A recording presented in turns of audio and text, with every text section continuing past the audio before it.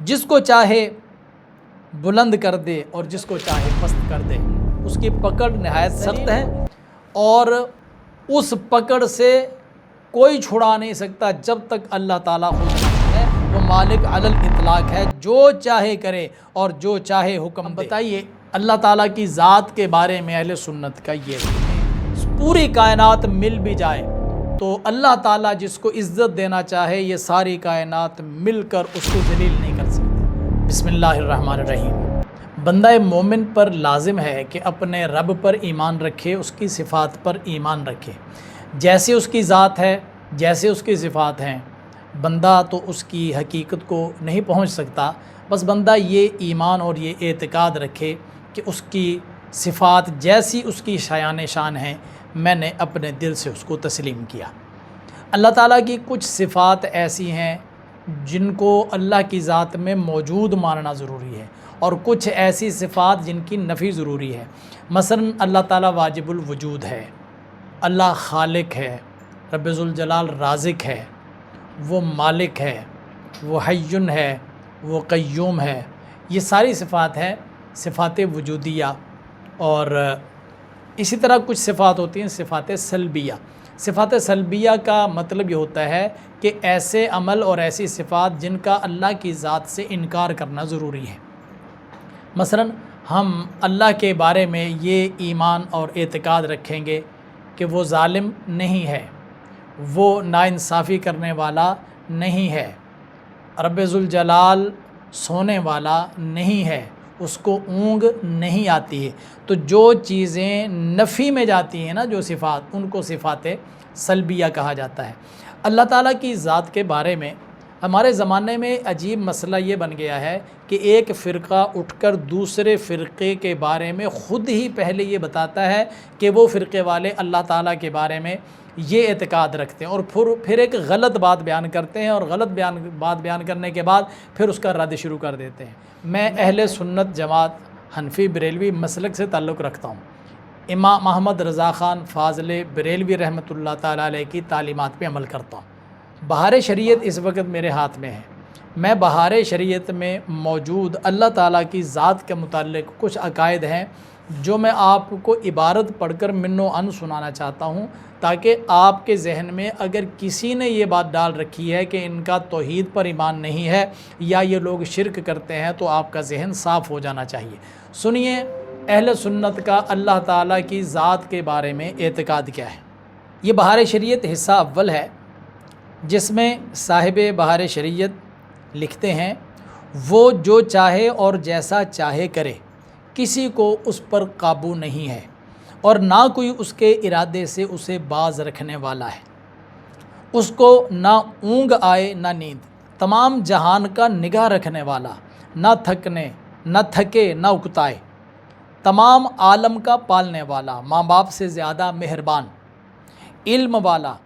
حلم والا، اس کی رحمت ٹوٹے ہوئے دلوں کا سہارا، اسی کے لیے بڑائی اور عظمت ہے۔ ماں کے پیٹ میں جیسی چاہے صورت بنانے والا، گناہوں کا بخشنے والا، توبہ قبول کرنے والا، قہر و غضب فرمانے والا، اس کی پکڑ نہایت سخت ہے، جس سے بے اس کے چھڑائے کوئی چھوٹ نہیں سکتا۔ اب غور کرتے جائیں نا، اس کی پکڑ نہایت سخت ہے اور اس پکڑ سے کوئی چھڑا نہیں سکتا جب تک اللہ تعالیٰ خود نہ چھوڑے۔ وہ چاہے تو چھوٹی چیز کو وسیع کر دے اور وسیع کو سمیٹ دے، جس کو چاہے بلند کر دے اور جس کو چاہے پست کر دے، ذلیل کو عزت دے دے اور عزت والے کو ذلیل کر دے، جس کو چاہے راہ راست پر لائے اور جس کو چاہے سیدھی راہ سے الگ کر دے، جسے چاہے اپنا نزدیک بنا لے اور جسے چاہے مردود کر دے، جسے جو چاہے دے اور جو چاہے چھین لے۔ وہ جو کچھ کرتا ہے یا کرے گا عدل و انصاف ہے، ظلم سے پاک و صاف ہے، نہایت بلند و بالا ہے، وہ سب کو محیط ہے، اس کا کوئی احاطہ نہیں کر سکتا۔ نفع اور ضرر اسی کے ہاتھ میں ہے، مظلوم کی فریاد کو پہنچتا اور ظالم سے بدلہ لیتا ہے۔ اس کی مشیت اور ارادہ کے بغیر کچھ نہیں ہو سکتا، مگر اچھے پر خوش ہوتا ہے اور برے سے ناراض ہوتا ہے۔ اس کی رحمت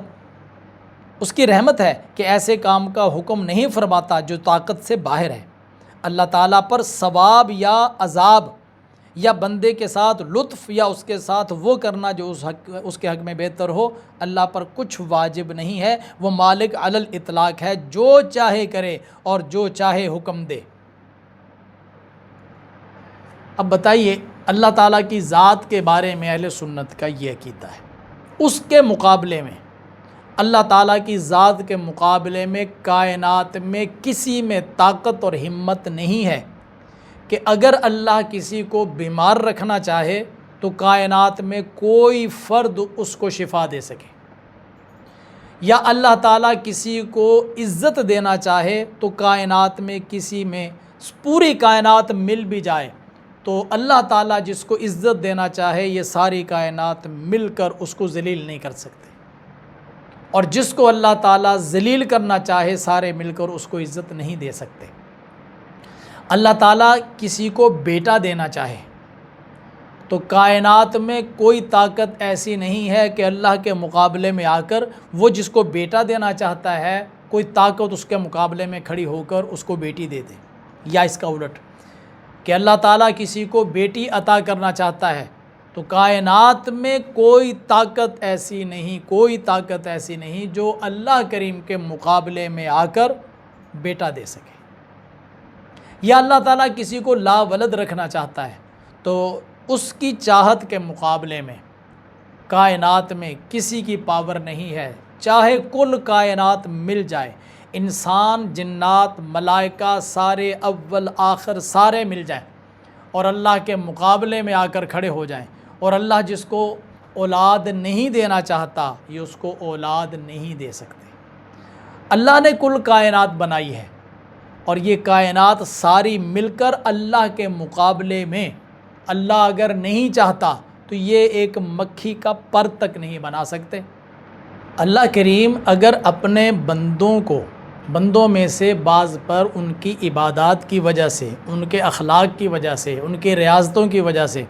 ان کے دل کی نورانیت کی وجہ سے، ان کے دل کی نرمی کی وجہ سے راضی ہو جاتا ہے اور خوش ہوتا ہے، اور ان کے ہاتھوں میں، ان کی زبانوں میں، ان کے کانوں میں، ان کی آنکھوں میں اپنی طاقت عطا کر دیتا ہے، جس کو اللہ تعالیٰ یوں ارشاد فرماتا ہے کہ میں ان کے ہاتھ بن جاتا ہوں جن سے وہ پکڑتا ہے، میں ان کے پاؤں بن جاتا ہوں جن سے وہ چلتا ہے۔ تو پاؤں بننے کا مطلب کیا ہے کہ اس کے پاؤں میں میری طاقت آ جاتی ہے، اس کے ہاتھوں میں میری طاقت آ جاتی ہے۔ تو اگر کسی بندے نے اللہ کے کسی ولی کے بارے میں یہ اعتقاد رکھ لیا کہ اس کے اندر طاقت ہے، ہمت ہے عام انسانوں سے زیادہ،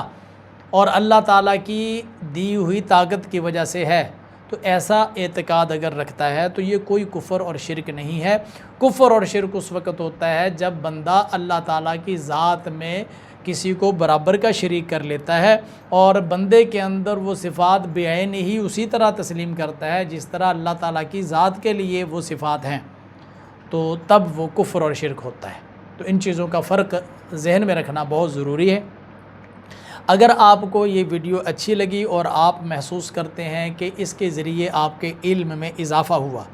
تو اچھی بات کو آگے فارورڈ کرنا، شیئر کرنا ثواب جاریہ ہے۔ تو ویڈیو کو شیئر کریں، ہمارے چینل کو سبسکرائب بھی کریں اور ہمارے ساتھ جڑے رہیے، ہمیں دعاؤں میں بھی یاد فرمائیے۔ اگلی ویڈیو میں دوبارہ حاضر ہوتے ہیں، اجازت دیں، اللہ حافظ، السلام علیکم ورحمۃ اللہ۔